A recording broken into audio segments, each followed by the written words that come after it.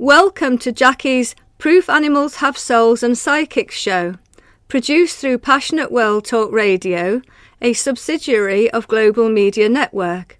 This is the 18th show. If you've listened to my show before, you will know I'm a psychical researcher, spiritual historian, lecturer, and decades-long vegetarian for compassionate reasons.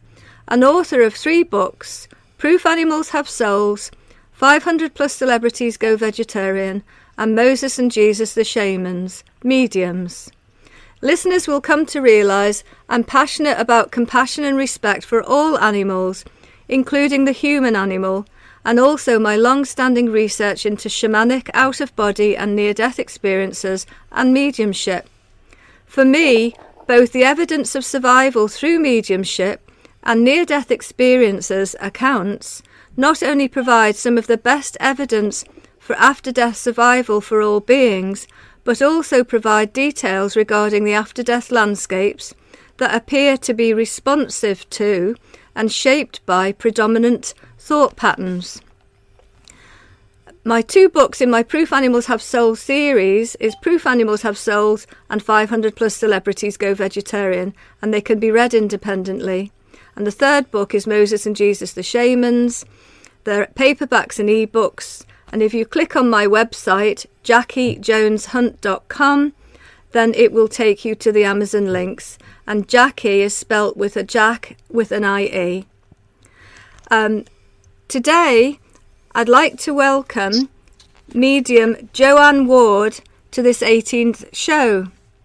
Joanne lives in Helensburgh, Scotland. She has 2 young daughters and worked as a nurse with a postgraduate qualification in palliative care for 16 years. She worked in prestigious Scottish hospitals, and as I lived in Scotland, in Glasgow, for many years, I know these hospitals very well.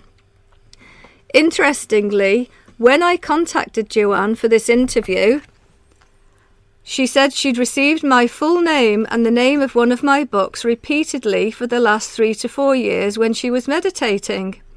So that's fascinating. And Joanne gives 1-to-1 readings, and she works in Spiritualist Churches and has done so for the last 17 years. Joanne can be contacted on Joanne Ward 1979 at outlook.com, and further contact details for Joanne and myself will be on today's blog. And Joanne is Joanne Ward, WARD 1979 at outlook.com. So welcome, Joanne. I'm pleased to have you on the show today. Thank you, Jackie. It's an absolute pleasure to be here and take part in your psychic radio show. Thank you.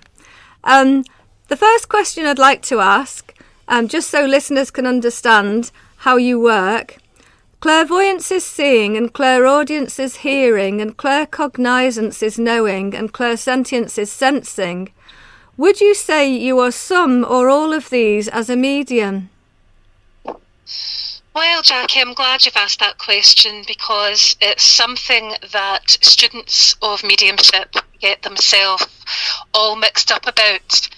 And for me, when I first began on my mediumship development, I used to get quite upset because the tradition is in circles that everyone meditates together and then after the meditation give feedback to the tutor. And I used to listen to everyone talking about what they'd experienced during their meditation, and they were describing all the wonderful things that they could see while they were meditating, and sometimes that involved spirits or guides. And I used to get quite worried because I didn't see anything other than the inside of my eyelids, to be honest. And it wasn't until, maybe a year into my development, when I then moved to another circle, to a more experienced tutor, that I then began to understand that the spirit world work with all of our senses, and they may work with one or all of them at different times.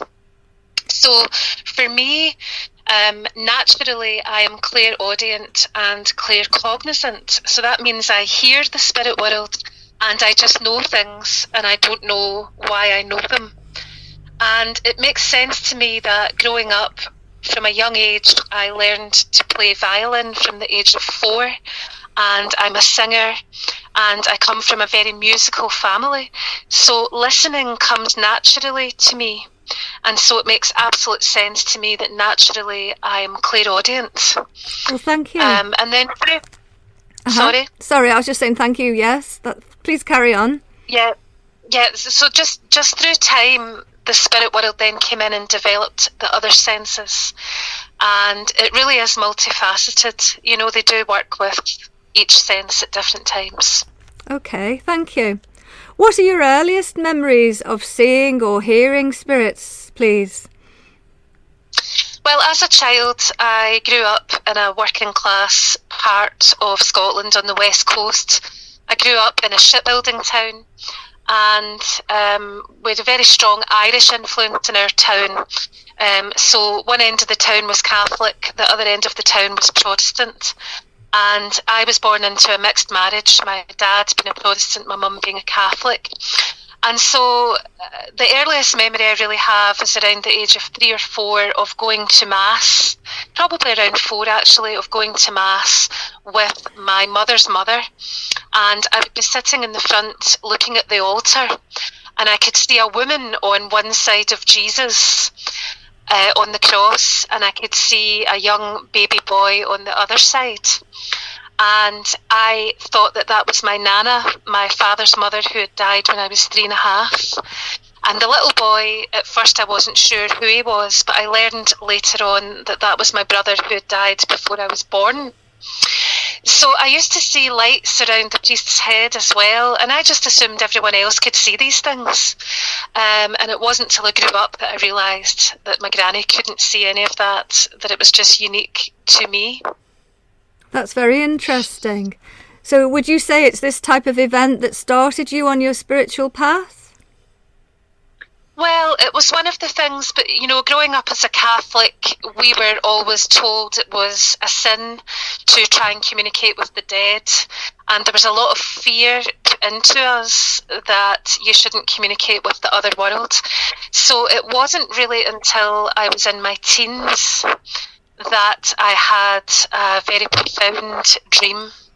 And that was after my maternal grandmother died. So I was 16. And I'd been having a rough time between the ages of 11 and 16. My parents had divorced, and my grandfather had died, and I was going off the rails, having problems at school, the usual teenage rebellion. Yes. And then my grandmother died of a heart attack when I was 16, and I had this very profound dream after her death, where I went upstairs.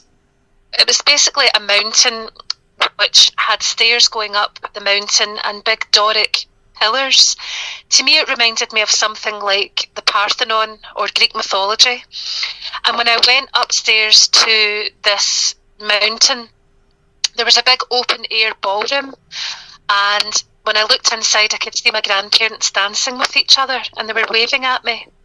But there was a bouncer on the door, interestingly. At that time, I was a teenage rebel, and I was drinking in a local pub underage. I was 16. And it was the bouncer from the local pub who was on the door. And he said to me, "I'm sorry, but you can't get in. It's not your time. You have to go back downstairs." So I waved goodbye to my grandmother and my grandfather, and I woke up with floods of tears all over my pillow. And that was the beginning of my healing after my grandmother had died. It was the beginning of me understanding that there was more to life than this life. That's very interesting. Yeah, and I can only say that my grandmother then became my conscience. And so when I was doing things that I shouldn't be doing as a teenage rebel, I would hear her in my mind encouraging me, telling me not to do it and encouraging me to go and do good things. So she became my guide in some sense before I really understood anything about mediumship. And over the years, I felt a massive draw to go and see a medium. And I didn't understand the difference at that time between a medium and a psychic. So I found myself in Glasgow Psychic Centre, and I had a few tarot readings, but sadly my grandmother never came through. And it wasn't until I was 27 a Spiritualist church opened in my local area, and I felt an enormous pull to go and join the church. And I was invited to join the circle there, and it was then that I really fully understood mediumship and began my journey of development. Thank you. When we spoke to organise this interview, you said you see auras, and you said you saw gold, white and yellow around my crown chakra. Do you see auras regularly? In my conscious waking daily life, it's not something that I pay attention to very much. And the reason for that is that I feel as a medium that it's important to have a discipline and to switch your ability to communicate with the spirit world on and off. So in my normal life, when I'm dealing with my children and, my daily, day-to-day mundane stuff, I really don't pay very much attention at all to spirit. But when I open up to the spirit world and I consciously set my intention to work with spirit, then I do very much become aware of what I call spirit lights. And I really do become aware of people's auras. And sometimes I see those auras, but most often I feel them from people. And I think that that's something that's inherited as well for lots of us. I think we're all capable of it. And it all depends whether or not you're open to these experiences. So when you say that you feel them, do you sense the coloured energy? And do you usually interpret the coloured energy? Do you get feelings from those colours? Yes, I definitely get feelings, and not always colours, but sometimes emotions. When I see it as colour, I associate it with emotions, but when I feel it as emotions. And my grandmother was a lady who could size people up instantly when she met them, and my mother does the same. And I feel that I've inherited that from a long line of people who were actually mediums and psychics, but just didn't know that they were because of the Catholic conditioning. Yeah. But certainly when I see colours around people, I definitely associate it with emotions, or sometimes I'll associate it with, for example, to give an example, there is one lady who used to attend my development classes. And when I first met this lady, my first instinct was that I saw blue all around this lady's head. And to me, it was the colour of the Virgin Mary, because I'd grown up as a Catholic. So it symbolised Mother Mary to me. And I felt her energy as very nurturing and maternal and loving and caring. And as I got to know this lady, I then discovered that she was a foster mother and that she had been doing that for 30 years.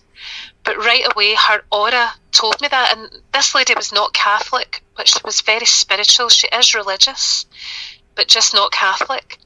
But the blue colour brought that feeling to me, that knowledge, that knowing that she was a motherly vibration. Very interesting. We've only got a couple of minutes left, so if in a couple of minutes you could say anything that you can about seeing or sensing spirit animals, I'd be grateful. Certainly. An interesting story about that. When I lived alone in my 20s, I was going through a difficult time, and a cat appeared out of nowhere, and he used to follow me home.